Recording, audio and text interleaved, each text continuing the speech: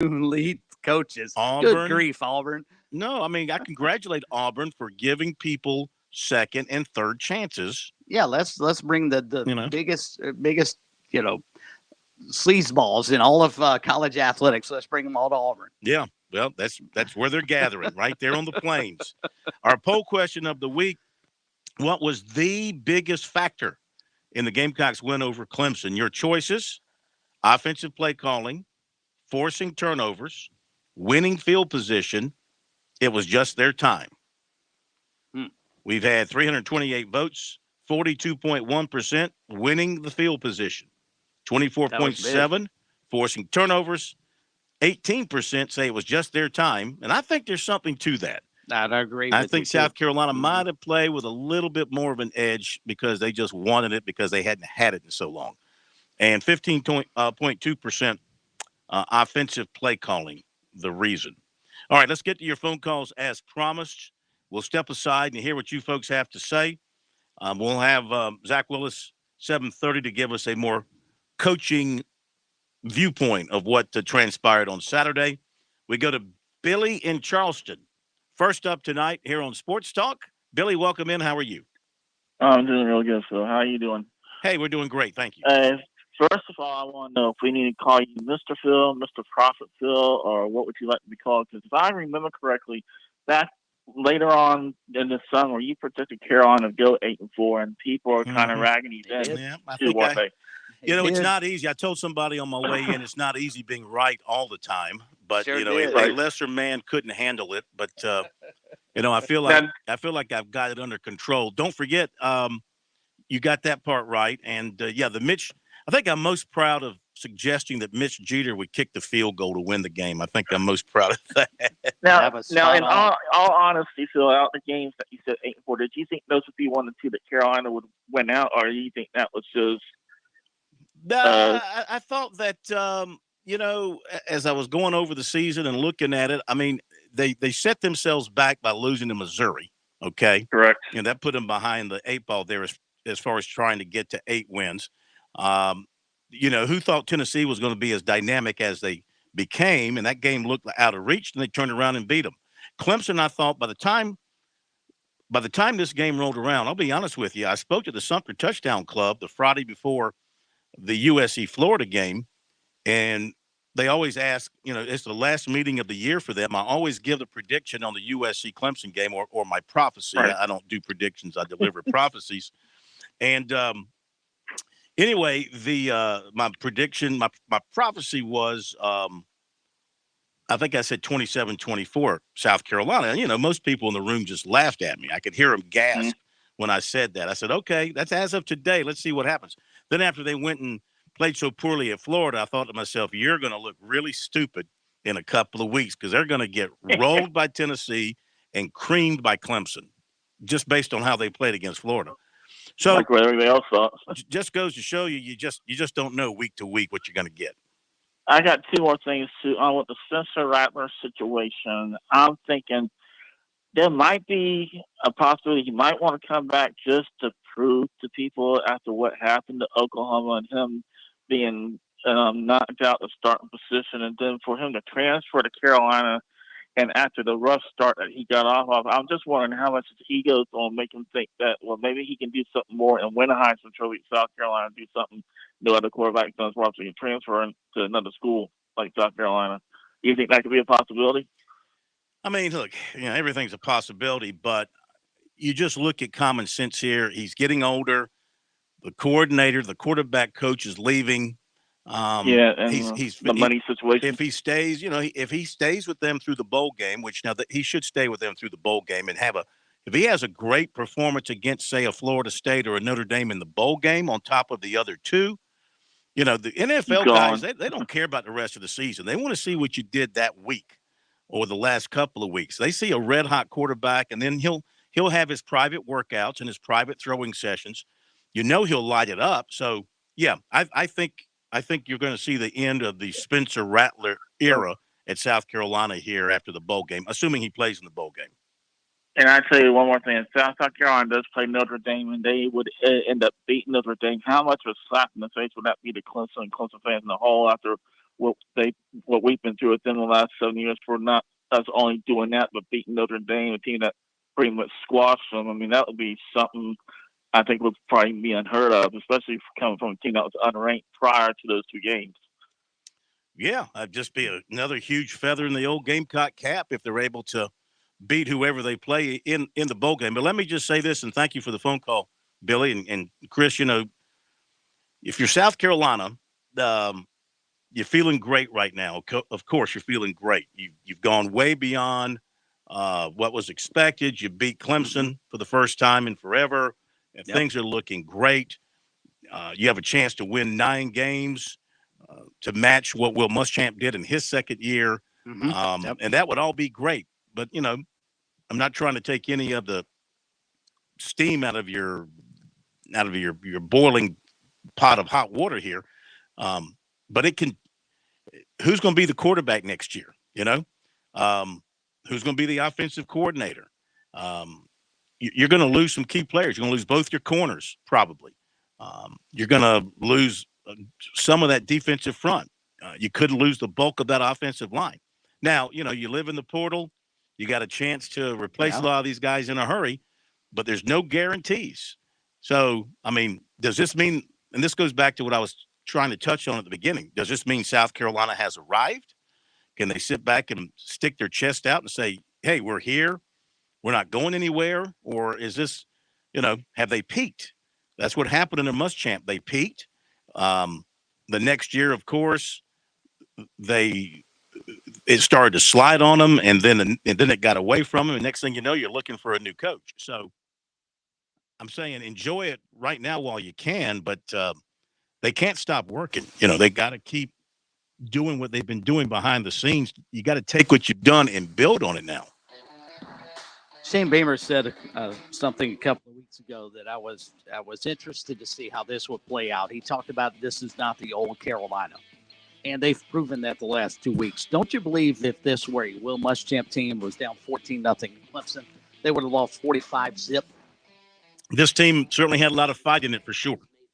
By our friends at Palmetto Citizens Federal Credit Union on 107 The Point.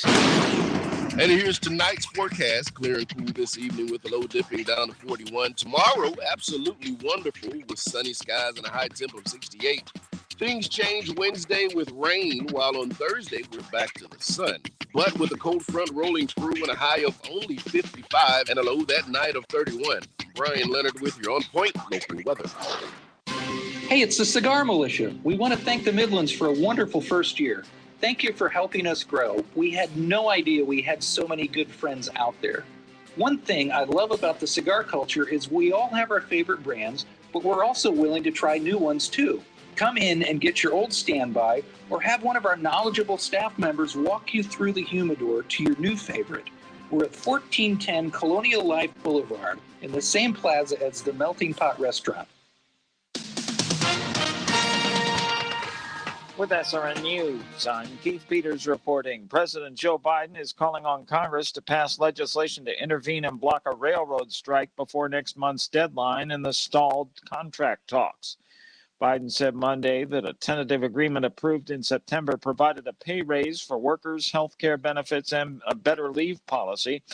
4 rail unions are back at the table after rejecting their deals with the railroads, trying to work out new agreements before the December 9th deadline. 8 other rail unions have ratified their deals that include 24% raises and $5,000 in bonuses. A strike would have a crippling effect on the nation's economy.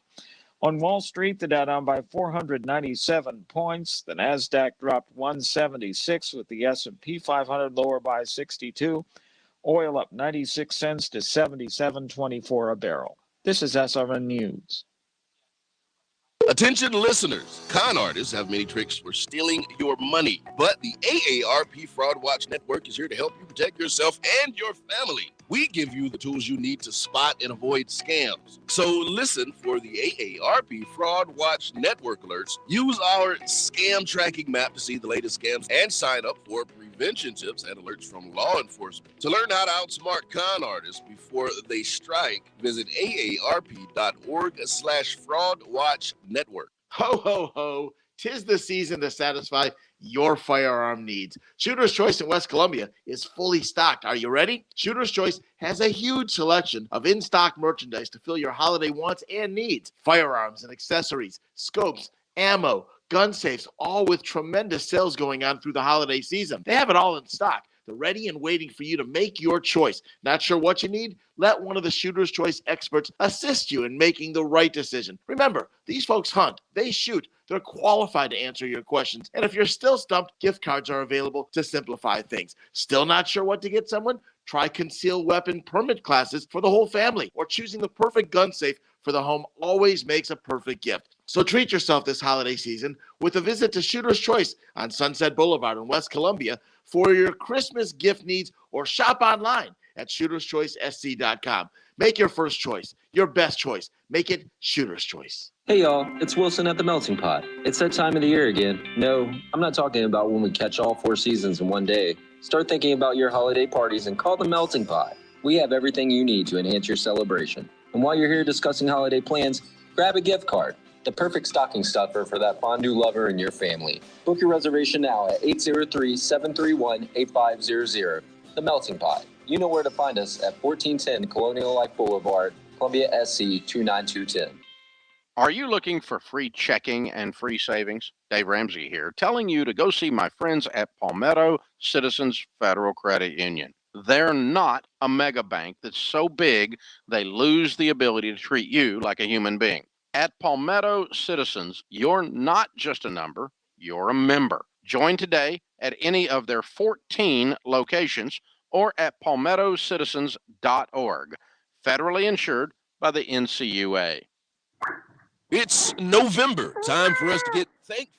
And nobody would be more thankful than a dog or cat you adopt from Columbia Animal Services. Time to add a fur baby to your family. Enjoy the turkey, the cooler temps, and the football, and give a puppy or a kitty cat a new home.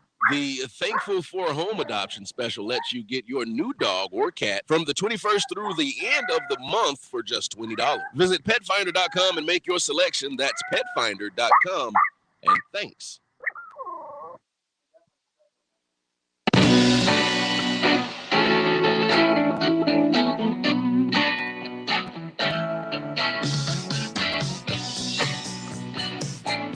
Okay, Auburn's got their coach, and Georgia Tech, according to Ken Segura of the AJC, is closing in on Willie Fritz from Tulane.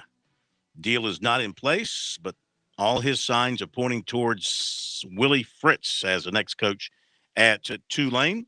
National Coach of the Year, in my opinion. Think so? Yeah, the job he's done at Tulane this year. I mean, they're going to win 10 games, I think. I mean, he's done a terrific job with them. I think Beamer will get some votes. Yeah, I think, and he should get some votes for SEC Coach of the Year, probably right behind Kirby Smart. I think, can you give it to Kirby again? Well, considering what they lost to the NFL and to go back and go undefeated, I don't know how you can overlook what he did at Georgia. Yeah, and I would say the dude at Florida State will get a lot of votes as well. He did a fantastic job this year. He's kind of turned that dumpster fire into something that looks kind of special again. I'm going to tell you, Clemson it's a good thing you guys got them early, because I'm not sure Clemson wants to play them right now. I'm not sure anybody wants to play them right now. They're really good. Gamecocks might catch them in a bowl game. And that's probably not a good thing. Clemson has gotten another commitment. Nolan Hauser, place kicker out of North Carolina, who was not a legacy per se on the football team, but both his parents went there. His sister is a soccer player. He's in the 24 class, and he has committed to Clemson. The Tigers just offered him not too many weeks ago. And ACC announced today Clemson offensive tackle Jordan McFadden is the Jacobs Blocking Trophy winner in the ACC this year. Kid out of Dorman. Good to see that for the state. And let's see, Texas A&M, Jimbo Fisher fired his offensive coordinator, Darrell Dickey. So he's available if you want to go that direction. Clemson linebacker Jeremiah Trotter is the ACC linebacker of the week. USC punter Kai Kroger is the SEC Special Teams Player of the Week. Cornerback Marcellus Dial is the SEC's Co-Defensive Player of the Week. You talk about somebody who went from 0 to 100. I mean, he was an afterthought, an overlooked player, and he made himself into a really good cornerback by the time this season got older, and he became a really good player for the Gamecocks in that secondary. If Darius Rush catches that pass early in the game from Uangale and takes it back for a score, is he the defensive player of the week, not Marcellus Dial? It could have been, but he didn't. That's the problem. Yep, you're right. Exactly. Rick Stock still got a 1-year contract extension at Middle Tennessee through 2029. Wow.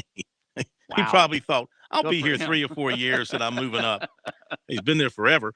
Latest college football championship odds from BetOnline: Georgia's 5-8, Michigan's 3-1, Southern Cal's 11-1, TCU is 12-1, Ohio State's 14-1, Alabama is 28-1. Heisman odds: Caleb Williams is 1-30, C.J. Stroud is 25-1, and Max Duggan is 25-1. One more thing: ACC, SEC, ESPN. I don't know which one is more powerful. Probably ESPN. Yeah, no question. Announced the formation of the ACC-SEC Challenge for men's and women's basketball beginning next season. And this brings to a close, hearts are heavy, it brings to a close the ACC Big Ten Challenge. It also brings to a close the SEC and the Big 12 Challenge. So we say goodbye to those glorious events and hello to another glorious basketball event. Probably a good thing from the SEC's perspective not to have to deal with the Big 12 anymore. Yes. Best league in the country. Yes. And it would get better if Gonzaga comes into the league. Yes. Okay, let's get back to phone calls. 888-898-2525. We'll have a full recruiting report coming up for you here a little bit later on as we go to Hank in Columbia. Hank, welcome into Sports Talk. How are you? I'm doing fine, Corn. Like the best league. You saw what Alabama did in North Carolina yesterday. In basketball. Took them 4 overtimes. What took them so long? I didn't say the ACC. I said the Big 12 thing. I said the Big 12. Okay. Corn. Yes. On your poll question, I would say you should have had one that said "got it done in all 3 phases," because that's what the football team did. Mm-hmm. I took a little homage to your the Williams fumble. Atkins punched that out, and a lot of the commentators there that night. I was actually up at the game, but watching it over, the commentators and some of the guys on the SEC network talked about that and talked about real good special teams drill, where once you grab the guy, you swing around, you punch it. Atkins punched it out where Emma Warren fell on him. Yeah, Atkins had an unbelievable game. The catch he made early to spark them to their first touchdown, you couldn't see that coming from him. He was a huge factor all day. You mentioned the play on the special teams there. Yeah, kudos to that guy. He played a great ball game. Yeah, they call that, and the guys on the SEC network said that's when you tell you take really pride in special teams, because they said a lot of them would go through that drill. And then their special teams guy played for Auburn and the guy played for Florida, said they would go through that drill and they was just kind of, we got to do this. He said, but South Carolina throughout the year really took special teams seriously, and that detail was one of them. The reason I said all 3 phases, Corn, is, when Shipley got all his rushing yards, he got them early. But one of the things that changed what Clemson could do on offense was he stopped getting those big 10 and 9 and 10 yards he got when he rushed for that 100-something yards in the first half. And they were getting them down at 3 or 4 yards, getting them down 3 and 4 yards, which was forcing Clemson to have to throw. There was, the second half, you look at the overall yardage in the second half, the defense started to really, when have you heard Clemson have to punt 7 times in the game? Mm-hmm. You just can't, Gardy stat, you talk about how they never punted against Miami or punted once. So you got to give the defense their credit. And at the field, as the game went along. Yeah, just to add to what you're saying, Clemson had 86 yards in the second half to USC's 187. Yeah, so as the game went along, South Carolina, once their confidence was up, you saw them start to be more physical, which didn't look like that way in the first 5 or 6 minutes. It's almost like, South Carolina kept on getting more physical, and then that's when you start seeing some of the issues. But just a great game. Secondly, we always talked about Clemson, their talent and all that. And you're right, Philo. They had the better running back that night because I still didn't look like Lloyd or Beal was 100%. Looked like they were just getting back into it. I think South Carolina just used the running game as a decoy, just to show it. I don't think they had any serious interest in trying to run the football, except on those sweeps. Except on those sweeps, or when Joyner was in the ball game. I mean, I really don't. Lloyd and I don't think did Christian Beal even have a. If he had a carry, they didn't have many. But I don't even think they were serious about trying to get anything going with the running game, except for the sweeps and when they put Joyner in there. I think their plan was to throw it. Their first 4 or 5 plays, nothing but throws, and one of those went to the wrong uniform. And they came out throwing it. Yeah, they kind of did it to keep them honest a little bit. And then at the end, Lloyd was getting 3 or 4 yards that was helping salt away some time in the fourth quarter. But Rattler started 7 of 17. He was not having a great ball game. 7 of 17 he started, and he finished 25 of 40. So that means he connected on 18 of his last 23. Well, they said one time he was 11 after that rough start. At one time he had 11 straight completions. He had he was 12 of 24. Then he went to 22. He had 10 straight completions. Yeah.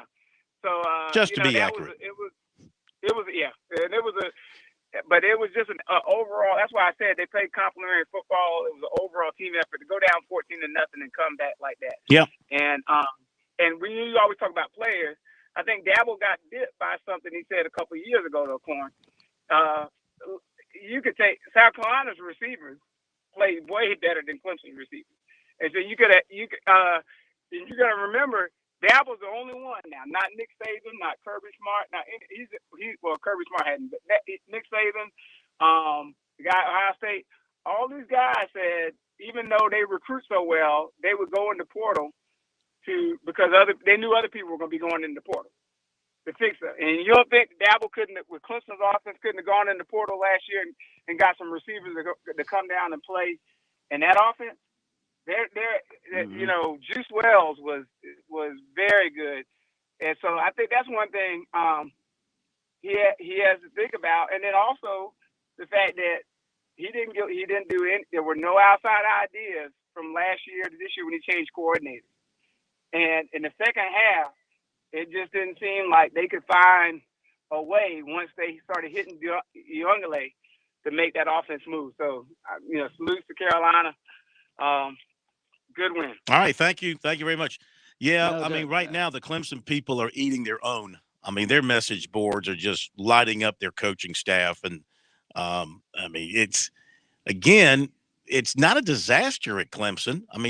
They've won 10 games. They've got a chance to win 12 games this year if they win the ACC championship. South Carolina. I know that's something that's not just acceptable. Yeah, but exactly. And Hank brought up a great point about South Carolina's receivers. Antoine Wells had more receptions than the entire receiving corps of Clemson combined. Well, only twice did Uyangalele in the entire game complete passes back to back. It's incredible. Only twice. We only had 9 completions. Again, knowing that, it goes back to what I pointed out back on Friday when we were going into the game. Why throw it as much as they did? They threw it 29 times. They only ran it 37 times, and DJ ran it 12 of those. Run the football if you're Clemson. This weekend, North Carolina's the run defense is about as bad as South Carolina's was going into the game. If you try and throw it, you're going to lose that game. Fourth team NC State quarterback, the fourth teamer passed for 250 yards on him. Right. Was that Friday? Throw the ball too, but you got to have. Look, Streeter said today he didn't rule out Klubnik playing at some point on Saturday coming. Sweeney was clear to say last night he wasn't blaming Uyangalele and he was still the starting quarterback. But how you can argue it must DJ be the case when good. they're playing who they think's the best quarterback, right, Patrick? We talked about this with South Carolina and certain players in certain positions. People were saying, why is this guy not playing? Well, coaches are going to play the guy they think is going to win. That's got to be why Uyangalele is still the starting quarterback. Klubnik must not be ready. Do y'all remember a few weeks ago after the Notre Dame game? I'm a real nerd for stats, and I brought up in the first quarter, 9 of 10 passes went 5 yards or shorter downfield, and 5 of those were behind the line of scrimmage for DJ. Well, this game was even worse. I don't know if you guys have looked at these in-depth stats or not. 20 yards or further downfield, DJ was 1 of 8. 10 yards, between 10 and 20 yards, 1 of 6. 1 to 9 yards downfield, 3 of 10. So past the line of scrimmage, he was combined 5 of 24. That's just under 21% completion rate past the line of scrimmage total. 2 drops. Let's take away those 2 drops, one by Spector, one by EJ Williams. So we'll give those to DJ. That makes him 5 of 22. That's now 22.7% completion rate from your starting quarterback. Behind the line of scrimmage, he was 3 of 5. That's not going to get it done. I don't care who you are. I'm with Chris 100%. I don't know what you could possibly be looking at if you're the coaching staff and think, you know what, guys, let's keep throwing the ball. Our running backs are averaging 7+ yards a carry. They're basically running at will against this Gamecock defense. Let's just let DJ, let's let him cook, as was it Russ Wilson likes to say out in Denver. Let's just let him cook. And by the way, his incompletion of Phil Maffa was a fumble. Yes, I don't know how in the world that was not when they reviewed it. Oh, you mean the backwards pass or the parallel exactly. pass? Yeah, Yes, that's a fumble. At the least, it was parallel, which is a fumble. So yes, I don't know how they reviewed that and did not give that back to South Carolina. All right, to the phones we continue. A lot of folks are waiting, and here we go. Gamecock Larry in Swansea. Don't know how you weren't first up tonight. Gamecock Larry, welcome in. How are you? I'm doing just fine. I am laying here eating Ritz crackers and listening to you guys review the game over and all that. I hear the Clemson in your voice. You are Tigers.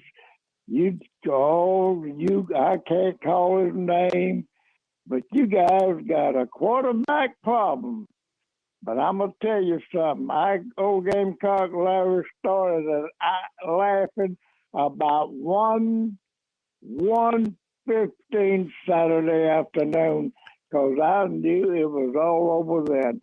But, I took all you Tiger fans, I took all your ridicule and whatever you want to call it, and all your laughter at me, old Gamecock, I don't know what he's talking about. But I told you guys, we going to beat Tennessee, we going to beat Clemson, and and boy, did we do it. Took both of you to the woodshed. I can't go over the way the game went out, but I know I got 6 plays down that we should have beat you guys, and we didn't. Anyway, we should have beat you guys by at least 18 points. And when I get it all figured out, I'll call and tell you what they are. But I'm gonna tell you what though, that lateral fumble, he didn't call that. That drop pass, interception we should have had for a touchdown. That pass on the 1 yard line when you got Marshawn Lloyd in the backfield, you throw passes and you ought to got it intercepted. That's us. But we didn't let it bother us. Old Gamecock Larry got to laughing, and I tell you what, I'm still laughing. And I got 350 days. If the good Lord's willing, I got 350 days to talk my trash to you Gamecocks. That's about all I got to say. Wait, 350? What about like the other 15, 14 days in there? Well, there's 352 days in the year and been 2 days past, so I got 350 more to talk trash. I thought there were 365 days in a year. Oh, Lord, I know. Okay.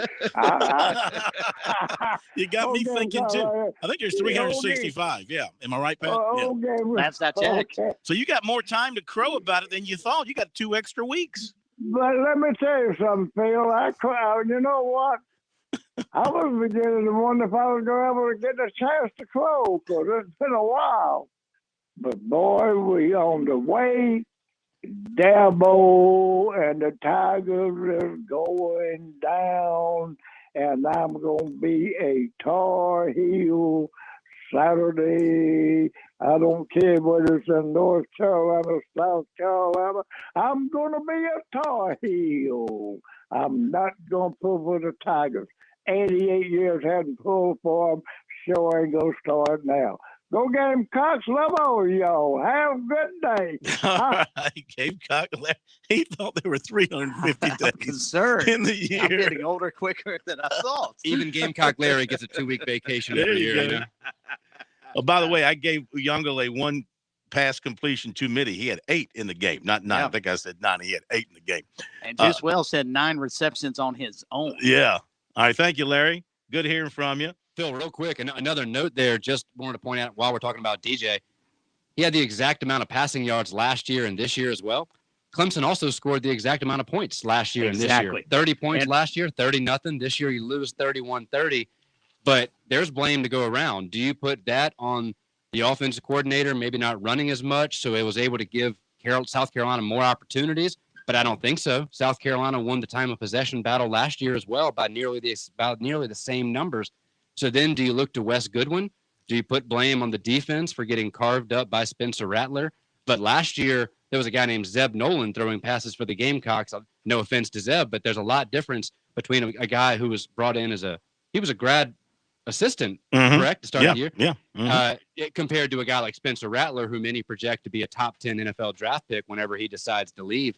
But just found that interesting. The same amount of passing yards this year and this year. Similar, let's see, last year he only threw 19 passes, this year 29. But also Clemson put up the same amount of points. It's just that heralded defense that we thought was supposed to be so great all season and was at times allowed 31 points. Excellent brought points. up a terrific point, because the difference is South Carolina has a quarterback now.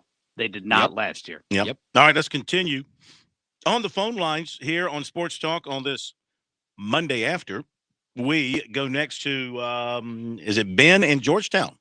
I believe it's still Ben. If Ben hung up, call us back. If not, this is somebody else. Okay, well, we'll see if it's Ben in Georgetown. Ben, is this you? All right, who is this? Speak if you're there. Give me 1 second. Okay. We can go to another call. Is there another line? Yeah, we're going to stick right here in the Midlands and welcome in Andy from right here in Columbia. Welcome to the program, Andy. Andy, welcome in. How are you? Corn, Chris, Pat, how much better can I be? I don't know. I mean, Corn, come Mets on. World Series would be about it. Well, the Mets and the Jets, back-to-backs would be, pretty close considering we spanked Tennessee and Clemson back-to-back. So that's where I'm looking at. Number one, I got to send out a shout-out to my man Oliver. And I'm waiting to hear what Oliver has to say about all this. Yeah. It'll be very interesting what the Triple T's got to say about what went on this past weekend. Now, what you were saying about the defense, let's not forget that Clemson defense scored 9 of their 30 points. Okay, so don't throw them under the bus so quickly either. Yep. So, how many points did they score last year? I can't remember. Did they score any points, or was it all offensively? Yeah. I'd have to go back and look last year, but yeah, I mean, you can't put 9 of those points go on the Gamecock offense that Clemson got like this past Saturday. I don't know. And all of Clemson's points last year were offensive. Okay. Right. So, there you go there. So that's a little give and take. Now, I'll tell you one thing, what you asked on the poll, the field position, what Kroger did. I mean, I don't know what the guidelines are for the Ray Guy Trophy, the Ray Guy Award. This man's got to be the number 1 or number 2, especially if you throw in his passing efficiency. What he's done kicking the ball, placing the ball, and also what he's been able to do gaining touchdowns and first downs for his team. How can this man not be the Ray Guy recipient? Who else is out there? He's number 2 in the country. He's number 2 in the country in net punting. So yeah, but he's very I wonder worthy. what the other punter does, throwing the ball or running the ball or, doing those types of things when you ask him. Now, losing Satterfield, what kind of effect will this have on Dante Reno Corn, any at all? I don't know. I've reached out to him, haven't heard back yet. So, we'll see if we can get some response. One of the big reasons he chose South Carolina was Marcus Satterfield. Exactly. That's why I asked the question. Yeah. So, that can come back and hurt us too. So, who knows what's going to happen there. Yeah, anytime there's a coaching departure for whatever reason, it can have some ramifications in your recruiting class. I think a lot depends on who replaces him. If it's somebody who runs a different offense and a pro-style offense, which is what attracted Rattler and what attracted Reno, you might have a problem there. If you promote from within, I don't know, even I'm throwing Kitchen's name out there just out of the blue. He might not be interested in the job. It might not be something he wants. Who knows? I don't know. It just seems to me that Freddie Kitchens is a pretty big name in college football and in the NFL, of course, and has a pretty, he has a pretty good resume as an offensive coach and, of course, as a quarterback himself. So I don't know why you would bring him in to be an analyst if you would not consider him to be the guy if an opening occurred and he is interested in the job, just from a continuity standpoint. And is Riley's brother that good of an offensive coordinator? How long have we seen him other than this 1 year TCU? He was pretty good at SMU too. He went from SMU to TCU. Yeah. So we're looking more to spread from him than what we're looking at what we're running now. I would say so. Yeah. I think you're looking more at the air raid type of offense like they ran in Oklahoma.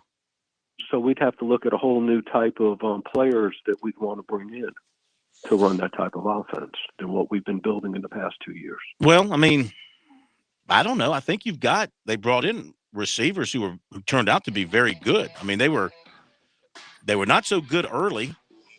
Of course, the whole offense wasn't so good for much of the season. It's going to be one of the great stories of all time in college football around here. And thank you, Andy, for the phone call. Y'all have a great day. Thank you. How does an offense go from what they were to what they ended up being in just 120 minutes of football? It just makes no sense to me whatsoever. Top of the hour break. We'll be back. By the way, before we do what's supposed to happen here, thank you for pushing the button. I thank you. Programming thanks you. America thanks you. WQXL Columbia, W264DF. From the Bart Fireside Studio, the solution for keeping you warm this winter. This is 107 The Point. News this hour from townhall.com. I'm Keith Peters reporting. Authorities in China are easing some COVID rules after protests. Chinese authorities eased antivirus rules in some areas, but are reaffirming their zero COVID strategy after crowds in multiple cities held demonstrations demanding the resignation of China's president Xi Jinping. A deadly apartment fire last week raised questions about overzealous virus controls, and the city of Beijing announced it would no longer set up gates to block access to apartment compounds where infections are found. Police used pepper spray against protesters in Shanghai and struggled to suppress demonstrations in other cities. The protests are the most widespread display of opposition to the ruling Communist Party in decades. Some protesters called for the party to step down and held up blank pieces of paper to signify resistance against state censorship. I'm Jennifer King. President Biden is calling on Congress to pass legislation to intervene and block a railroad strike before next month's deadline in the stalled contract talks. Biden said Monday that a tentative agreement approved in September provided a pay raise for workers, health care benefits, and a better leave policy. One of the Senate's leading gun control advocates admits the upper chamber lacks the votes needed to pass an assault weapons ban. Bob Agnew reports. President Biden is hoping to use recent mass shootings to pass a ban on assault weapons during the lame duck session. But Democrat Chris Murphy of Connecticut says it's unlikely his party can muster the 60 votes it would take. Murphy told CNN State of the Union on Sunday he is willing to play the long game on gun control, coming as close as possible to 60 votes this year, then reintroducing the legislation in the next Congress. Bob Agnew reporting. On Wall Street, the Dow down by 497 points. The Nasdaq dropped 176, the S&P 500 lower by 62, oil up 96 cents to 77.24 a barrel. More on these stories at townhall.com. Relief, thank the pain relief that's natural, pain relief that works, and pain relief that attacks the source of the pain. That's the experience of tens of thousands of Americans who are taking Relief Factor right now. See their incredible video endorsements at relieffactor.com and then order your 3-week quick starter pack for just $19.95. That's less than $1 a day. Find out if it can work for you like it works for me by ordering your 3-week quick starter pack today. Relieffactor.com, relieffactor.com. Be the next success story. Hi, my name's Adam Barada. I'm the owner of Advantage Gold, the highest rated precious metals firm in the country. Now, we've won the Best of TrustLink Award 4 years in a row because we educate our clients on how to buy gold and silver the right way. We don't pay celebrity spokespeople millions of dollars. We'd rather pass that value on to you. Call 800-900-8000 and speak with one of our experts. We'll send you a free gold kit along with my latest national best-selling book, The Great Devaluation. Call 800-900-8000. Call 800-900-8000. House Republicans will take the reins of the lower chamber in fewer than 6 weeks, returning to power after 4 years in the minority to usher in a new era of divided government heading into the 2024 presidential election.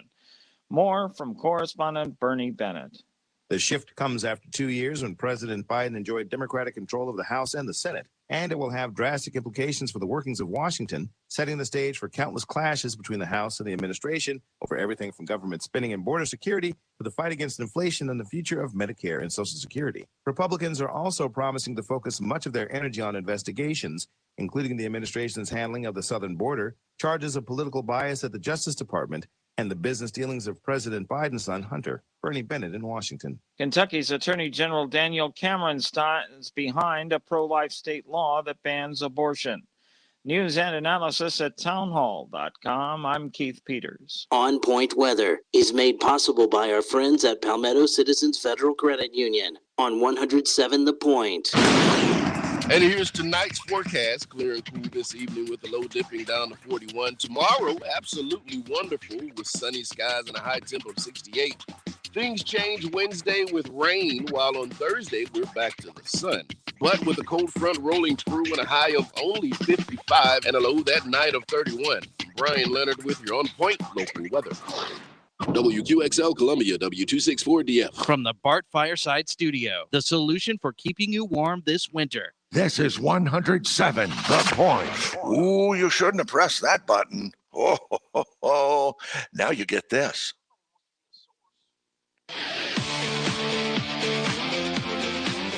Welcome back to Sports Talk on the Sports Talk Media Network.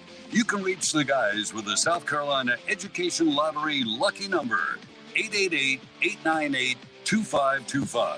That's 888-898-2525. Now back to Phil, Chris, and Pat with the second hour of Sports Talk on the Sports Talk Media Network. Yeah, Clemson ran the ball 3 times in the fourth quarter.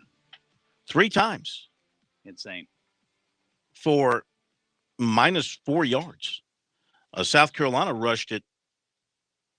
Oh, wait a second. Hang on. No, for 12 yards. I'm sorry. 3 times for 12 yards. South Carolina rushed it 12 times for 26 yards in the fourth quarter only. 1 of 7 for 3 yards for DJ too in the fourth quarter. Yeah, hard to explain. And you know the turnovers hurt Clemson, no question about it. The bad field position. That's credit to South Carolina. I mean, look, South Carolina made things happen. They made things happen in the special teams. They forced things in the passing game and made big plays down the field. That 72-yard, probably the big play of the game came after Clemson scored to go back up. I think it was 9. And then 2 plays later, the Gamecocks hit that 72-yard touchdown pass. Phil, and I don't think you can discount, though, the fumble on following the safety when Clemson tried to get cute. Mm-hmm. Well, you're just really upset about that play. I think it was stupid. I think it was absolutely stupid. Again, try to out special teams South Carolina. You're not going to do that. And the Gamecocks capitalized and scored, and that got them right back in the ballgame. And to Shane Beamer's credit and his team, he kept talking about, this is a new Carolina. And when they were down 14-0, it was real easy for them to tuck their head and say, it's not going to be our game today. And they never did that. And props to them for doing that. And they impressed the heck out of me with the way they responded and hung in there and won that football game with everything going against them. And they were the better football team when Clemson went up 14-0. South Carolina was the better team from that point on. Chris, let's also not forget the Antonio Williams fumble on the punt return right there towards the end of the game when Clemson would have had an opportunity to go down and potentially kick a game-winning field goal. And now taking these stats, Phil mentioning the fourth quarter got me curious. Time of possession in the fourth quarter, 11:56 for South Carolina, 3:04 for Clemson. How about that? Yeah, domination. All right, back to the phones, 888-898-2525, South Carolina Education Lottery lucky number. And I want to remind you that if you're a Clemson fan, you want to get away from Gamecock fans, or if you're a Gamecock fan and you want to go someplace, relax, and celebrate, head on down to the beach, head on down to the coast, and head on down to Pawleys Island in Litchfield and call Jimmy Smith. Well, maybe if you're a Clemson fan, not a good time to call Jimmy. He's reveling in his Gamecocks right now. But give him another week or so to get over it. If you're a Clemson fan, if you're a Gamecock fan, he might cut you a huge break right now. He's in such a good mood after his team won the rivalry game. 843-237-4246. 843-237-4246 for your perfect beach getaway. And they've got beautiful properties to rent and properties that you can buy. If you're interested in doing that, he'll show it all to you. Again, that's PawleysVacationRentals.com, James Smith Realty, 843-237-4246. Okay, now back to your phone calls. Here on Sports Talk, we head to Billy and Greer. Is that first up? No, I'm sorry. Ben in Georgetown? Oh, we got Ben in Georgetown back with us. Ben, welcome in. How are you? Hey, Phil. Ben, where have you been, Ben? I know it's been I listen to y'all every night. I just hadn't called forever. And then I called tonight as a Clemson graduate, and I get to hear Larry, the Gamecocks, whole call, and then I get cut off. I'm sorry. The Lord is just not looking out for me. Well, listen, Ben, look at it this way for you, my man. There's always next year. Oh, yeah. Guys, I got an idea for Carolina's next coordinator. I would go up to Clemson and throw a boatload of money at Brandon Streeter. Well, are you trying to kill two birds with one stone here? Yeah, possibly. Yeah, boy, I tell you, the coaches, they catch so much grief. As soon as it goes a little bit sideways, people are ready to run him out of town. I mean, he's one of your own. I would think you'd give Brandon Streeter a little bit more of a leash there and a chance to, get things figured out with the rest of the coaching staff. Well, it kind of ties into y'all's Carolina bowl opponents. If I was Carolina, I would not want any part of Notre Dame or Florida State because their coach is going to say, we're just going to run it and run it and run it. Mm-hmm. And for some reason, I got the idea, Streeter, Davos, somebody was trying to prove, hey, we believe in DJ. We're going to beat Carolina with DJ. That's how I kind of saw that game. Yeah. They definitely believe in him, for whatever reason. They see things that maybe those on the outside don't see. The only time you see him is in a ball game, and what you saw this past Saturday was not acceptable by anybody's standards. That was just a poor performance by him, a poor performance by the receivers. Receivers didn't run good routes. Receivers dropped the football. It was a complete meltdown by that part of your game. But, maybe you have to analyze and figure out, and I think this is what South Carolina did. I think they just figured out, after all those weeks, we can't run the ball well, but we can throw it and catch it well if we just give our quarterback a little bit of time. And I think that Rattler got confidence. I think he realized that he could trust his offensive line some. He also got rid of the ball quicker, and that makes your offensive line a heck of a lot better when you're more decisive and you're getting rid of the football quicker. And I do think Satterfield called two beautiful games on offense for South Carolina, the way he mixed in. You notice they didn't rush Joyner into the game. Now, Joyner wasn't seen for about the first quarter. And then they got him in the Wildcat, started using him more. Then they started throwing a few more wrinkles here and there, and they took their shots down the field. Their receivers, once again, caught everything. I mean, that catch, poor Josh Vann, where he got hurt, was an amazing catch. Yes, it was. An amazing catch. And still no word from USC. I reached out, seeking some information, but nothing yet. And keep in mind, you talk about the transfer portal, Chris. Corey Rucker didn't play all year. Right. And he was the one who I think was he might have been as touted, if not more highly touted than Wells. So who knows who's going to be back next year? That's the problem with today's world of college football now. You might like the idea of a transfer for the kids and the freedom it gives them, but it sure does make it tough to keep a team together year in and year out. Anything else, Ben? No, not really. That's All right. Hey, maybe I'll see you at the Big Tuna one day when I'm in Georgetown. That's true. That's true. Love that place. That's a great place. Good to place. eat, by Good the way. place. Well, you know, Chris has a house there in Georgetown. Y'all might be neighbors. Is he in Willowbank? I'm sorry. I actually sit off of a meeting in High Market. Oh, okay. Yeah. Over towards the bay. Yep. He's a downtown guy. He's rich. Ben, good hearing from you. I'm not All right, take care. This is a family place, not mine. Thank you very much. The Big Tuna. Love that place in scrolling- Georgetown. It's a great place to eat, by the way. And I was just scrolling back through fourth quarter stats from that ball game in South Carolina. Obviously, give a lot of credit to Clayton White and the defense. You know, Will Shipley had 9 yards rushing in the fourth quarter. That's all the yards that Clemson got. It's hard to believe. I mean, they had 12 yards rushing in that fourth quarter, 2 first downs, 3 passing yards. I mean, they got 10 plays for 15 yards of total offense, and Will Shipley had 9 of them in that fourth quarter. That is hard to believe. Unbelievable. Let's go to Billy in Greer next with us here on Sports Talk on this Monday after. Billy, welcome in. How are you? Hey, guys. How are you guys doing? Terrific. Good to hear from you. Very good. Listen, it's hard to win a game if you only have 15 total yards in the fourth quarter unless you're up 3 touchdowns or more, isn't it? It is. Yeah. Well, you know, and I thought going into the game, Phil, that there was 3 keys to the game. And all of them, honestly, you couldn't know what was going to happen until the game kicked off. The 3 keys to me were turnovers. South Carolina won that by 1. The second was special teams. I thought South Carolina was probably going to win that, and they did thanks to that punter. And then the third thing was just protecting Rattler. They did all 3. They ended up winning the game. And the good thing about it as a South Carolina fan, guys, is that wasn't their A game. They didn't play perfect by any stretch. They made plenty of mistakes in that game and left points on the board and gave Clemson points. So, and that's not to disparage Clemson. You know, they were in the game for a reason. They're a very good program. There's no doubt about that. I just think this proves that last week, or I guess you could say 2 weeks ago now, wasn't a fluke. And you was asking the question, Phil, where do you go from here? Is this the apex of the program?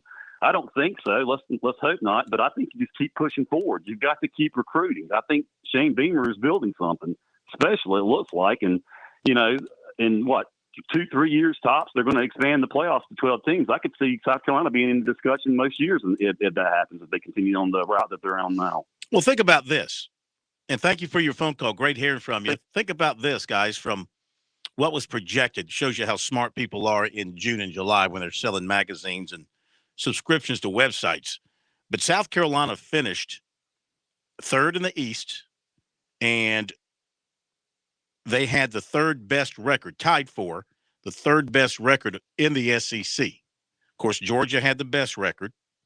Then you had a couple of 6-2s in league play I'm talking about. In league play, you had Alabama and LSU at 6-2. And then you had South Carolina and the 2 Mississippi schools at 4-4. They had the 3rd best league record in the SEC this year. Now, who would have thought that going into the season that would happen? Who would have thought that, considering if you told people that they would score 10 points against Missouri and 6 points against Florida, and, oh, by the way, they'd also blow out Tennessee and beat Clemson on the road. Yeah. I mean, how would you square those 2 games, those 4 games together? How do you do what you do? How do you have 203 yards against Missouri? And I can't remember what they had against Florida, but it was 2-something. And then put over 1,000 yards against Tennessee and Clemson combined. It just makes college football makes no sense. Yeah, I mean, it really makes zero sense. Crazy. And I'm watching this weekend just rivalry games in particular. I mean, I watched Missouri beat Arkansas, and I'm thinking, what the heck happened to Arkansas after we saw them in week 2?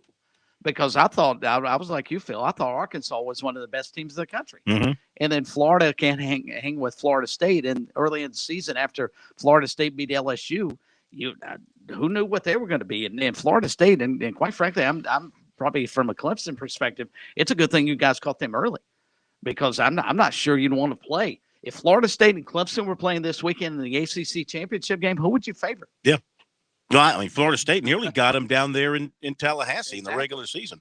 And Jordan Travis just played a fantastic game against Florida, and they had other running backs doing well. That's why I'm saying Norvell, I think, deserves some consideration for ACC Coach of the Year.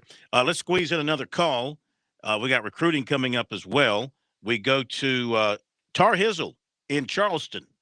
Tar Hizzle, welcome into Sports Talk. How are you? Hey guys, I'm good. Hey, what a great rivalry game this was, and that's what rivalry games should be, not blowouts. You hope that every year, but hats off to South Carolina on 2 amazing wins at the end of the season. I mean, 7 games I would have thought would have been amazing, but for them to be where they're at with wins and losses is unreal. I will say this, and it's fun as the outsider looking in, because obviously I don't have a dog in that fight, but I think some of the excitement is great because you want to have that. But, I will say, I thought the key to that game and Clemson's inability to win was, turnovers, which South Carolina earned. But let's be honest, I said at the beginning of the year, if DJ's their quarterback, they lose a few games this year because of his inability to be a great athlete, because I think he's got all the arm in the world and he's got all the ability in the world. Unfortunately, he doesn't have the accuracy. And you saw that. You saw him go down against Syracuse, or get behind in Syracuse, continue to make bad decisions. And when South Carolina took that lead, the first thing I said was, he won't throw another pass that's accurate the rest of the game. And, of course, he comes right down the field and throws the 15-yard over the guy's head, and basically the free safety just needed to be an infielder and catch it. And his inability to be accurate has been his weakest link, in my opinion. Not his ability to run or his arm strength is there. But and it showed. And I will say this. The player that stood out to me the most in that game, because I watched it from beginning to end, I wouldn't even go sit in the tree stand until the game was over because it was that exciting. But number 44 was absolutely a man show in that game, and how they didn't have him on the field more blows my mind. But the best thing I think could happen is that Satterfield's gone, and I hope that Coach Beamer gets another offensive coordinator that's extremely good and that can make that offense even better with the talent that's there, because obviously they showed they had talent to win football games, but maybe they just didn't have it all together. But I want to see Beamer succeed there. I like him as an individual, and you know me. I mean, hey, I want my Tar Heels to win, and I can't wait to play y'all first game of the year next year. But I do think enjoy the win. That's awesome, but there's a lot to be done, and it can be done. And South Carolina should be a top 25 team from here on out. If he can continue down this road, he just has to get offensive production, because defensively I thought they played very well, and I'll say this about Clemson: they're just like North Carolina. You got to run the football. If they're giving it to you, and you can slash them for 5-6 yards a gain, you're crazy to try to throw the ball, regardless if you got a Heisman Trophy quarterback or if you don't. Take what they'll give you and then get your big plays when you can get them. But I could care less if we get 500 yards rushing or 500 yards passing, as long as there's a W. And unfortunately for Clemson, they went the wrong way. And I don't know what it is about that guy, but they love DJ. I wouldn't take – there's 7 other quarterbacks in the ACC I'd take over him all day long right now. He might be more talented, but he ain't more accurate. But I hate it for him, but at the same time, I hate it because I felt like they had a championship-level defense and team. Unfortunately, they didn't have a championship caliber quarterback, just like North Carolina's got a great quarterback, but they don't have a defense to go with it, and they're not a championship-level team. So, like I said, hats off to South Carolina. Beamer did a great job this year, and they kept grinding. All right, thank you. I'm not sure Clemson, I would classify their defense as championship level this year. They have championship level players, but look how much Notre Dame ran the ball on them. Look how much South Carolina threw the ball on them. Look how much Wake Forest threw the ball on them. I mean, and Clemson escaped a lot of games this year. Really, they played with fire against Syracuse, played with fire against Florida State, NC State, Wake Forest. Didn't play with fire against Notre Dame. They got taken to the woodshed. And, South Carolina beat them too. So I question whether that's a championship. That's got championship talent. It's got NFL talent. I don't think it played like a championship level defense. I wouldn't put that label on them. And Phil, has there been a greater miss going into the preseason or at least into the season than that? Because we all thought, I think, going into the year that Clemson's defense this year would be as good as Georgia's was last year. Mm-hmm. And it's not close. I mean, that's an embarrassment to try and compare the two because Georgia's defense last year was so dominant and Clemson's is just not. And I don't understand why. And is it, I guess you have to ask the question, is it because Brent Venables is no longer the defense coordinator there? Well, because the talent's still there. There's no question. Not there. We're not there looking inside or anything.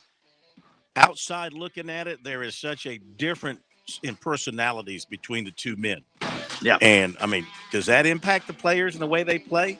Good question. I mean, Goodwin's supposed to be a great technical guy and knows the defense inside and out and a genius and all that. True, but his personality is bland.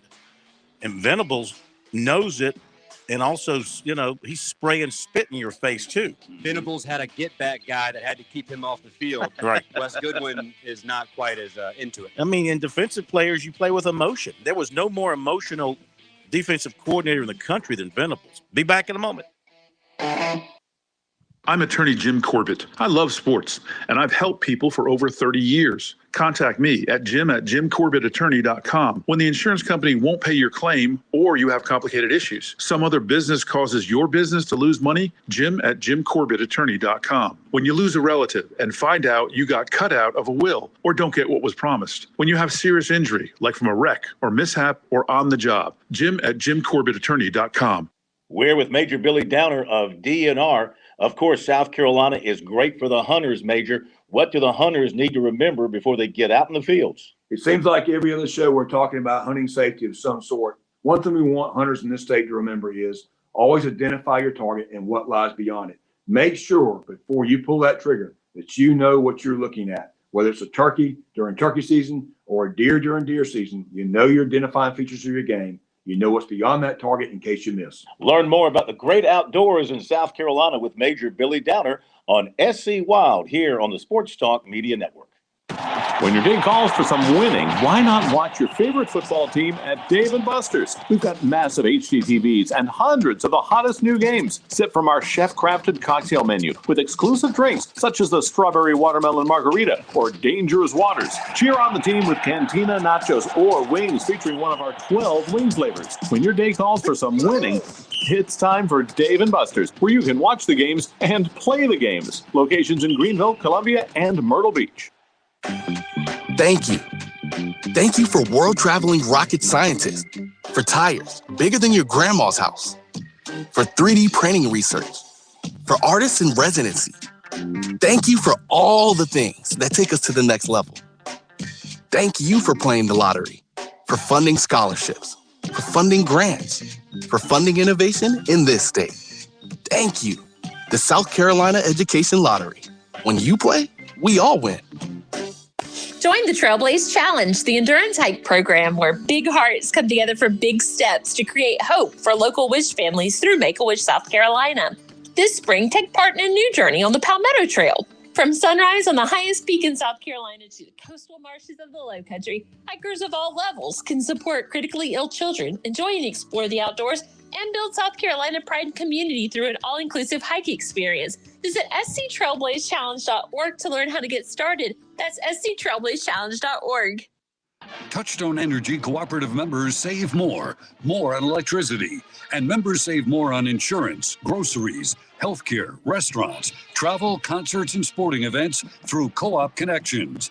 Touchstone Energy is an alliance of the member-owned electric cooperatives, and as a member, the power is yours. Experience the power of co-op membership with Touchstone Energy and find out how much you can save on electricity and a whole lot more at touchstoneenergy.com. In Columbia, South Carolina, game days are our specialty. Whether you're watching the game from inside the stadium or from the big screen at your favorite local spot, the energy remains the same. Craft the perfect fall Saturday in a city where there is plenty of action on and off the field. From tubing and kayaking to Soda City to rooftop restaurants and plenty barbecue. We're ready when you are. Plan your weekend at ExperienceColumbiaSC.com. Life, it has its ups and downs. Sometimes it's little things like hitting every red light or dropping your cell phone. Maybe it's the bills, rent, or pressure at work. But when it comes to the South Carolina Education Lottery, you should never feel like playing will solve everything. The lottery is a game. It's played for fun. So set a dollar amount. Expect not to win and make sure responsibilities, family, friends, and work come first. Visit playresponsiblysc.com.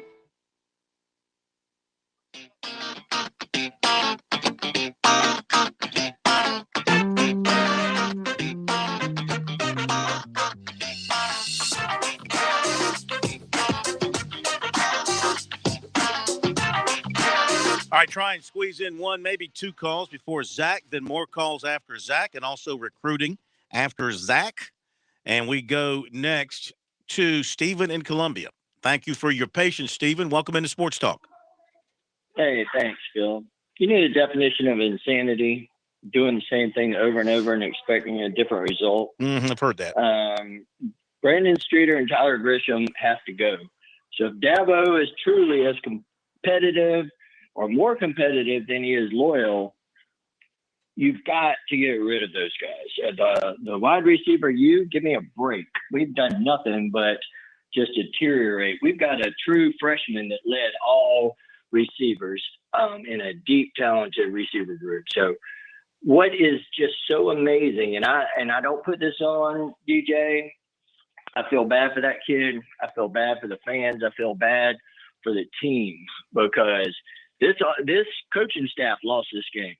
And if they keep trying to make DJU a running quarterback when he is clearly a pro-style offensive quarterback that's not a threat to run other than run over somebody, he can extend plays. You're running him in an offense of a spread option when he should be transferring somewhere out to the Midwest where he can just sit back in the pocket and throw the ball. Why are you asking him to run 10 to 12 times a game and get beat up? That is not going to increase his stock in the NFL. So if you're going to run that offense, most good offensive coordinators, what do? They adapt their offense to the talent that they have. Do they not? They do. Okay, then why are we running him? And then why hate to do this. We've got to hit the hard break here. Hang on if you want. We'll be back. Point Weather is made possible by our friends at Palmetto Citizens Federal Credit Union on 107 The Point. And here's tonight's forecast. Clear and cool this evening with a low dipping down to 41. Tomorrow, absolutely wonderful with sunny skies and a high temp of 68. Things change Wednesday with rain, while on Thursday, we're back to the sun. But with a cold front rolling through and a high of only 55 and a low that night of 31. Brian Leonard with your On Point local weather. Hi, honey. How was your first day back at work? Well, that slip and fall sure did cause me some pain and discomfort. This swollen ankle is no fun. Thanks to True Pharmacy, the day wasn't a complete waste. I'm so glad they were able to get you all set up with your ACE bandage wrap and even a set of crutches. Yes, who knew you could rent your crutches from True Pharmacy? And they even have wheelchairs to rent and sell. That's good information to know in case we ever need it for our parents as they get older. I'm so glad we found True Pharmacy. True Pharmacy, 2 locations at West Columbia and Divine Street. With SRN News, I'm Keith Peters reporting President Biden on Monday called on Congress to pass legislation to intervene and block a railroad strike before next month's deadline in the stalled contract talks. Mr. Biden's remarks came after a coalition of more than 400 business groups sent a letter to congressional leaders on urging them to stepping into the stalled talks because of fears about the devastating potential impact of a strike that could force many businesses to shut down if they can't get the rail deliveries they need. The white gunman who massacred 10 black shoppers and workers at a Buffalo supermarket pleaded guilty Monday to murder and hate-motivated terrorism charges, guaranteeing that he will spend the rest of his life in prison. On Wall Street, the Dow down by 497 points. The Nasdaq dropped 176. The S&P lower by 62. This is SRN News. Open enrollment. It can be a confusing, frustrating time, but it doesn't have to be. You're seeing celebs doing TV ads, billboards everywhere. You're inundated. At Medicare Blueprint, they help with Mom's Medicare plan. I called them, gave them the basics on Mom and her meds. They did everything else. Tim and his team do this full-time, year-round. If you call them, they talk to you. They take you through the whole process. Nothing outsourced. They do the work. A local number, a local guy. Medicare Blueprint doesn't work for the insurance companies. They work for you. Tim knows this industry. He's been advocating for people like us for a long time. Go to his website, MedicareBlueprint.com. Look at the testimonials from people all over the Midlands. If Tim can help you, he will. If he can't help you today and thinks you're already in a better plan than he can find for you, he'll tell you because it's the right thing to do. Next time around, you'll remember his honesty. You'll call him when you need his help again. MedicareBlueprint.com or give him a call. 803-708-7398. That's 708-7398 for Medicare Blueprint. Hey, it's the Cigar Militia. We want to thank the Midlands for a wonderful first year. Thank you for helping us grow. We had no idea we had so many good friends out there. One thing I love about the cigar culture is we all have our favorite brands, but we're also willing to try new ones too. Come in and get your old standby or have one of our knowledgeable staff members walk you through the humidor to your new favorite. We're at 1410 Colonial Life Boulevard in the same plaza as the Melting Pot Restaurant. Dave Ramsey here. Do you want your money to work for you rather than you working for your money? Go see my friends at Palmetto Citizens Federal Credit Union. They're not a mega bank and have been serving the Midlands since 1936, offering good old-fashioned customer service and free services. They'll look out for your financial well-being. With 14 locations, check them out today at palmettocitizens.org. Federally insured by the NCUA. Jingle bells, shotgun shells. Your Christmas should always start at Shooter's Choice. Hey, I know you're wanting that new gun for Christmas. Time to get shopping for it right now at Shooter's Choice on Sunset Boulevard in West Columbia. Are you looking for a Benelli, Browning, Henry, Glock, Sig, Springfield, or Ruger, or maybe some other popular brand? Let the experienced staff at Shooter's Choice help you make the right decision for your perfect holiday gift. If it's hunting or personal concealed carry, or just that new gun you've been waiting for, with Shooter's Choice holiday season promotions, they've got you covered. In stock, on the shelf, ready for you to check out. Not catalog pictures or internet photos. You have the real deal to hold and compare. And if you're not sure what you may need for that special someone, make it simple with a gift card. You can't go wrong with that. So do your shopping locally at Shooter's Choice on Sunset Boulevard in West Columbia, or shop online at shooterschoicesc.com. Make your first choice, your best choice. Make it Shooter's Choice.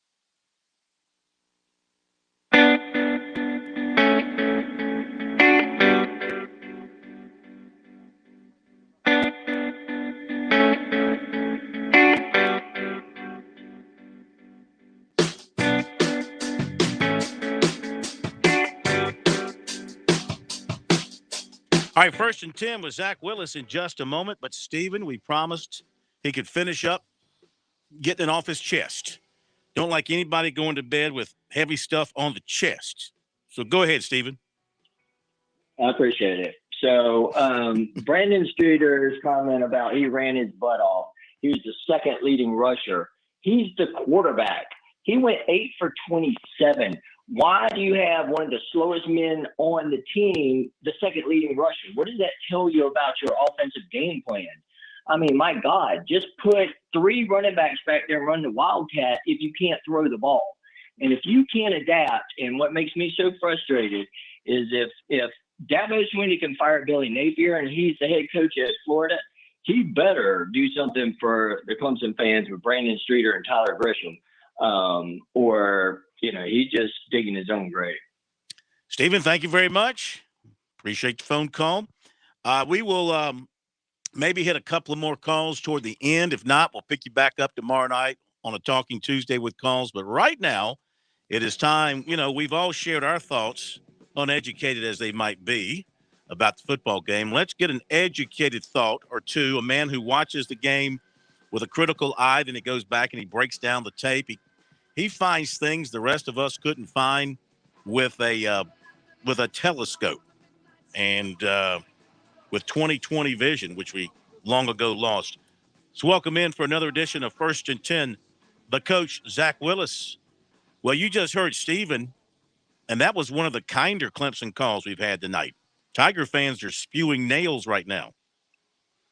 Well, you want me to comment on that, Phil? As I've got a comment for it, but that really wasn't a question, but it was more of a, kind of, hey, what do you think? I've been nothing but a coach my entire life until I, retired from it and went into private business. And I do this for you guys because I love the game. It's funny to me. Nobody was saying this stuff when they were winning national championships or in Carolina 7 years in a row, winning 40 games in a row at home and 68 in a row when they led at halftime. They've struggled all year long. They've struggled for 2 years with DJ. And when Big Cinco doesn't show up and DJ does, they don't do so well. We've known that for a while. I don't even Phil, give you credit. You called this one a while back.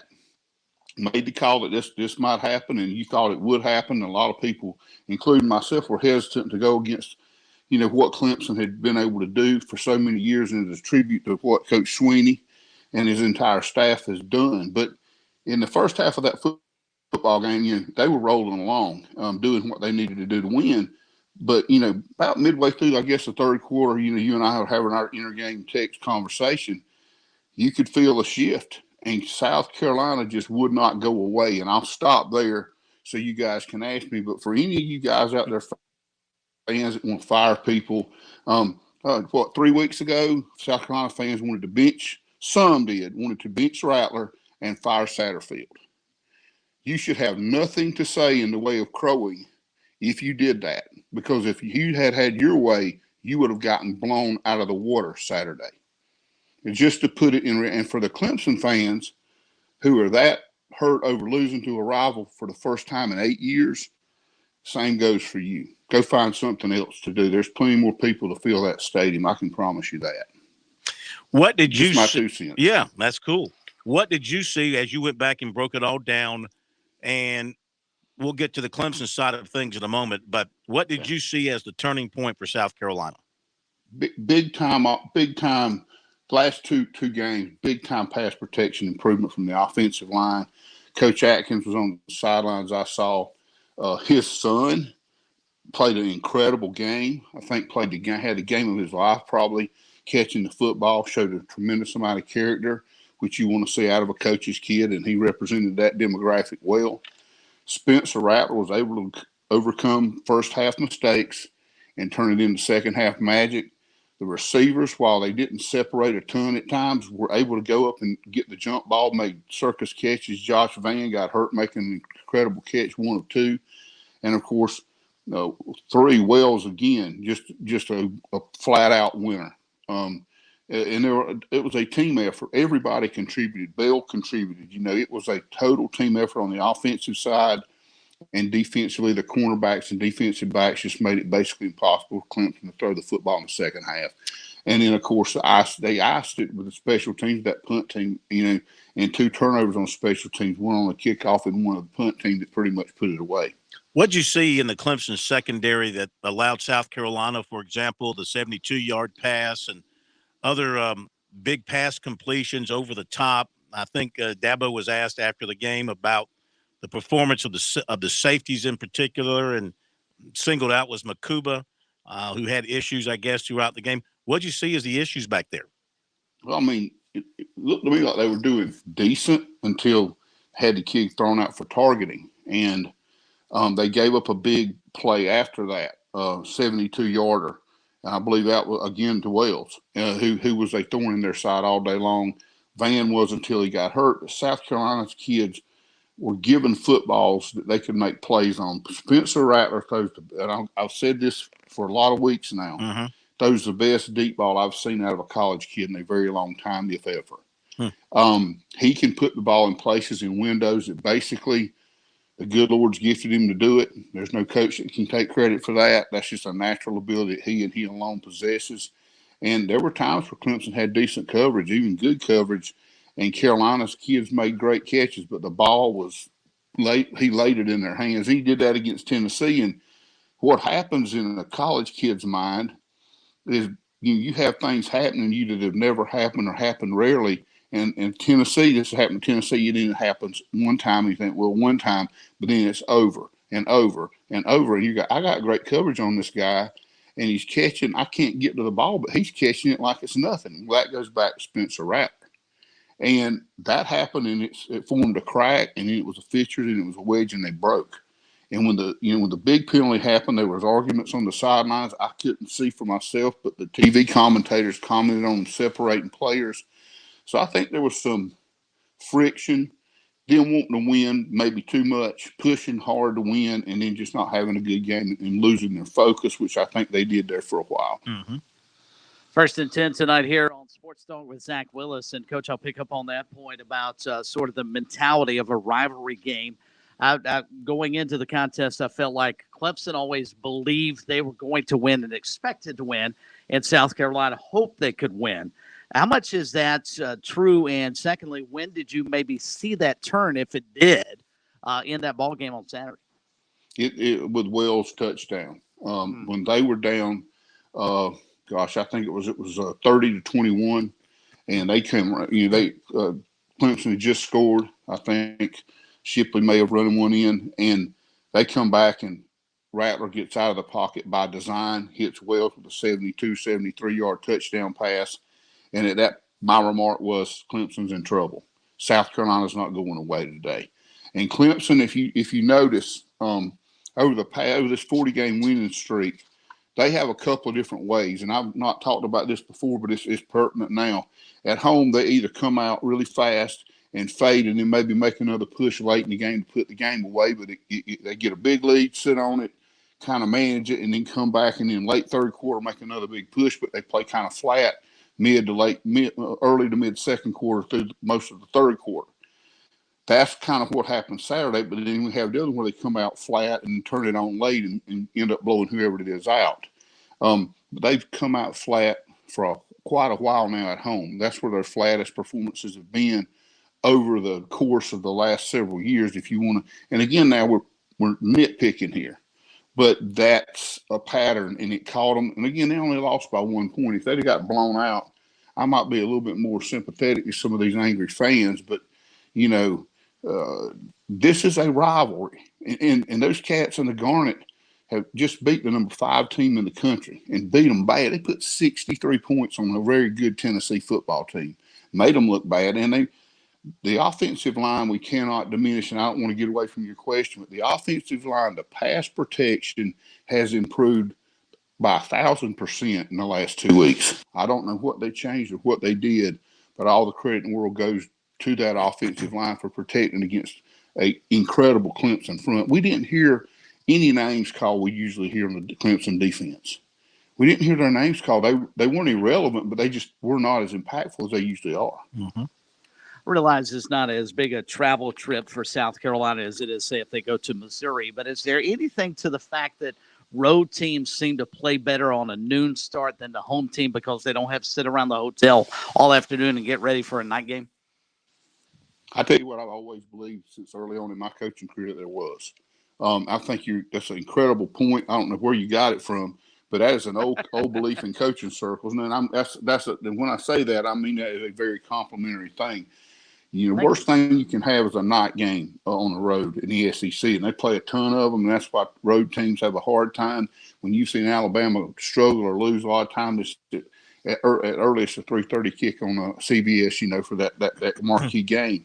It's hard to play well when you're around a hotel because you get in on Friday fairly early and you really don't do a whole lot. You try to keep them active, but you want them off their feet to a certain degree too, and it's a very fine line. So I think that did help the Carolina team, no doubt. A couple more minutes with Zach Willis, a 1st and 10. So we've talked about it. Clemson fans have had nightmares about it over the last couple of nights. Clemson, for whatever reason, refused to run the ball in the fourth quarter. Why do you think they took that approach in the fourth quarter? They were leading going into the fourth quarter. South Carolina didn't take the lead until 10:54 to play on that field goal. Even then, there was no reason to panic and start throwing it all over the place. I think they ran it 3 times in the fourth quarter. Now they did, they lost. They lost that last possession on the fumble, on the punt fumble. But anyway, why do you think they went that way?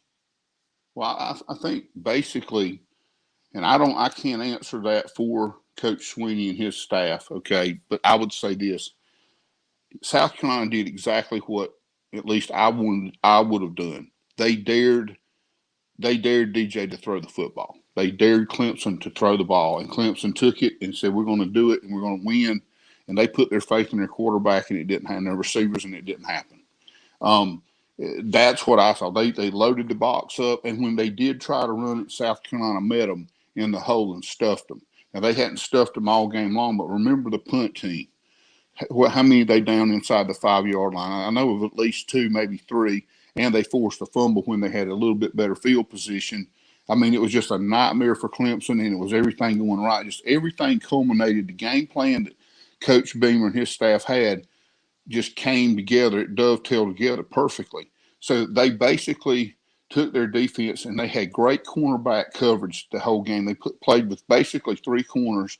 All 3 of them are elite level cover corners. We already knew that from the SEC play. We saw how well they played there once they got their feet under them. And their safeties played very well.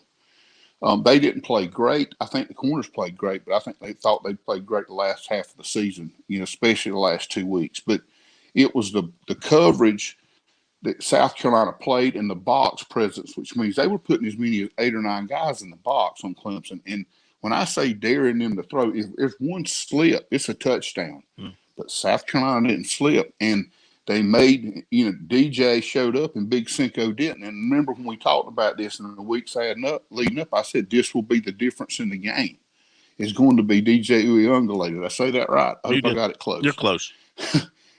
Good. You're close enough. Again, from my background, as we were referenced before, that's about as good as I can do. But the key to it is he was the centerpiece to the whole defensive game plan. Make him beat you.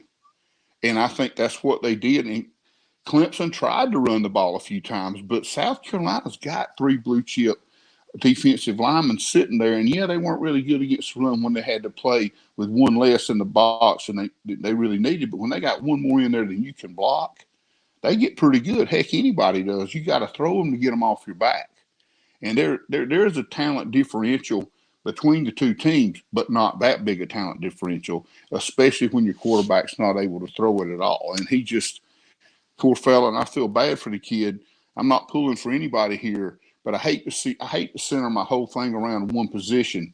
But that's what I said, and I have to stick with it because the truth was 8 out of 29 for 99 yards. Yeah. I mean, if I'm looking at that going into the 4th quarter and I got them backed up, I'm going to try my best to make them get away from running the ball. They ran for 164 yards in the first half, but they had better field position, and Carolina couldn't pack the box. And they had that, what they say, blanket. That was their whole, blanket. We're going to go for it no matter what we need to do. They did that on defense as well as offense, and it worked for them. Average field position for Clemson 4th quarter was their own 10, and they had 3 possessions in the 4th quarter. The first one ended with a punt, 3 plays for 3 yards. Next possession, 2 plays, 22 yards, interception. Third possession, 5 plays, 20 yards, and a punt. And then they fumbled when they had a chance to get the ball at the end. They fumbled on the punt, and that was that. Zach, great as always. We are out of time. We've got to run to recruiting, but we always appreciate you. Have a great week. We'll do it again next week to talk about the championship games this coming weekend. Don't let Carolina beat you 2 weeks in a row, Clemson. You got a ring to win. Have a great night, guys. Thank you, Zach. Thanks, Coach. Great hearing from you. All right, 1st and 10, Zach Willis here on Sports Talk. The field position, the 1st quarter for Clemson, their average field position was their own 7. It improved to their 23 in the 2nd quarter.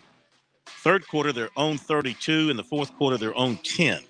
So 2 out of the 4 quarters, their average starting field position was their 10-yard line or worse. So Guy Koger may have been the MVP of the game. He did a fantastic job, and the coverage team did a great job getting down there and getting that ball down. All right, we'll come back with recruiting and maybe squeeze in a final call or 2. Be right back. If an insurance company is there to sell you insurance, shouldn't it also be there to service it with real people? At Farm Bureau Insurance, we're here to help with experienced agents ready to provide personal service when you need it most. Call today for your free no-obligation review for auto, home, and life insurance that's custom-tailored just for you. Whether it's home, auto, or life insurance, Buddy Bridges and Farm Bureau Insurance have the right policy for you. Call Buddy today in Lawrence County at 864-923-2174. South Carolina Farm Bureau Mutual Insurance Company, Southern Farm Bureau Casualty Insurance Company, Southern Farm Bureau Life Insurance Company, Jackson, Mississippi. When your day calls for some winning, why not watch your favorite football team at Dave & Buster's? We've got massive HDTVs and hundreds of the hottest new games. Sip from our chef-crafted cocktail menu with exclusive drinks such as the Strawberry Watermelon Margarita or Dangerous Waters. Cheer on the team with Cantina Nachos or wings featuring one of our 12 wing flavors. When your day calls for some winning, it's time for Dave & Buster's, where you can watch the games and play the games. Locations in Greenville, Columbia, and Myrtle Beach. South Carolina's taste buds have spoken, and they're asking for beef. There are more than 7,800 farms raising cattle from pasture to plate in the Palmetto State. So whether it's steaks on the grill before the big game, sirloin medallions plated for date night, or burgers with the family, make sure beef is a part of your playbook this football season. Smoked, grilled, and slow roasted.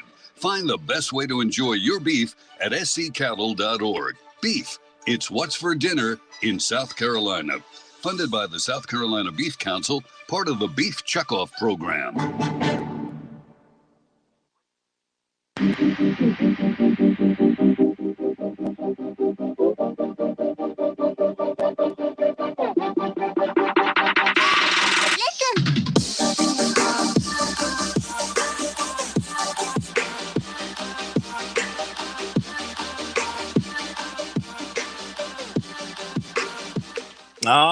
Won me a bet.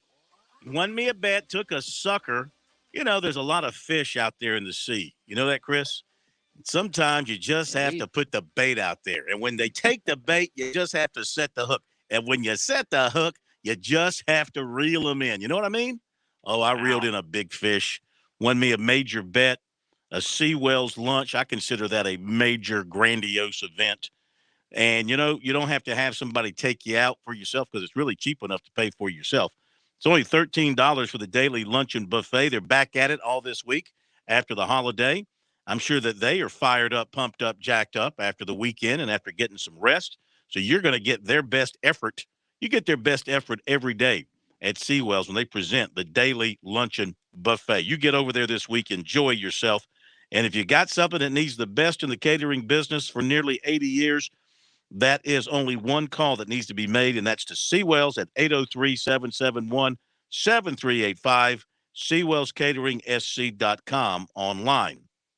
So Clemson gets the commitment from the place kicker today, Nolan Hauser. And like I mentioned before, he's in the 2024 class out of Cornelius, North Carolina. Both parents went to Clemson. And sister is soccer player for the Tigers. He's got a big leg, 158 of 163 on extra points in his career. Has a 49-yarder field goal to his credit, 20 of 25 field goals this season. Perfect on extra points, 54 of 66 in his career on field goals. Became the all-time leading field goal kicker in North Carolina. Still has another year to go. So he is committed now to Clemson for the 24 class. Clemson also in good shape with two running backs who took officials over the weekend. Christopher Johnson of Fort Lauderdale, Jamarius Haynes of Roanoke, Alabama. Haynes calls Clemson the favorite. Not too many teams in competition for him. He only has Washington State as his other P5 offer. Western Kentucky's also offered. But he told him they're at the top of the list. He really liked C.J. Spiller, Dabo Swinney. Liked how the coaches just kind of stood out to him. They like the way he runs the football. He had over 200 yards in his last game last week. Plans to sign in December. He'll go public with a commitment announcement at some point. Does not have plans to take any other visits. He's not going to be an enrollee early, however, because of basketball. Johnson told Ryan Wright of Rivals he's now favoring Clemson over Miami, Ole Miss, and Penn State. He's scheduled for Penn State visit December the 9th. But he said in the article he's pretty strong on Clemson right now. USC target, offensive tackle Keyshawn Blackstock, Covington, Georgia, Coffeyville Junior College, Kansas, named a top 12 over the weekend. USC's in that group, along with Oklahoma, TCU, Illinois, Florida State, Michigan State, Tennessee, Oklahoma State, Auburn, Oregon, Penn State, Houston. Made an unofficial visit to Florida State over the weekend, has taken officials to USC and Illinois, has one to Penn State on the 9th. Plans to sign December, enroll in January. One-time Clemson target, defensive tackle David Hobbs, Concord, North Carolina, committed to Tennessee Saturday. 2024 tight end Kylan Fox, 6'5", 205, Loganville, Georgia, was at Clemson Saturday. He's announcing December 17th. He had also been to USC for a visit and several others. 2024 athlete Trey Horn, Rabun Gap, Georgia, was at Clemson on Saturday. 2024 Clemson target receiver Boo Carter of Chattanooga was offered by Ohio State. He was there Saturday. 2025 receiver Marshall Pritchett, a Charleston native attending school in Georgia, was offered by North Carolina. He was there for the NC State game. And 2024 6'5" Cam Scott of Lexington made his official to Texas over the weekend, also taking officials to USC and Auburn, unofficial to Tennessee, and he's going to go to Duke on Wednesday. That's recruiting, brought to you by Seawells here on Sports Talk. All right, let's see if we can squeeze in another quick call or two if we can. We will go next to Bruce in Missouri. Hey, Bruce, welcome into Sports Talk. How are you? Bill, thanks for taking my call tonight. I'm telling you what, I got to pat the Carolina Gamecocks on their back. They played a great game. I knew this was going to happen before the game because they were fired up from the week before. But anyway, whoever told on the delay, that's what I call him, he delays on his cutbacks and he's falling down, tripping over his own feet. He can't cut back like a quick little halfback can do. He just needs to run ahead. They watch film on him all the time. They ought to be able to tell him, just keep running straight if you're going to run. Mm-hmm. But he had a poor game this weekend, and it showed up at the fourth quarter. And also, I'm just waiting on Chad Marsh to get the phone call from Dabo to come back. Well, he's out there. And also, I know, and I'm also talking about the Abbeville Panthers. They're back in the sweet spot again this year, so they'll be going for the state championship again. They do that quite often in Abbeville. Looking forward to it. Yeah, we'll talk more about the state championships with David Shelton later in the week. Sorry couldn't get to your phone calls. If you're on hold, call us tomorrow night. We will get to you. It's a Talking Tuesday with Dabo Sweeney and a whole bunch more. Thank you, Chris. Sure. Thank you, Pat. And thank you, everybody, for being with us. Have a great night. See you tomorrow.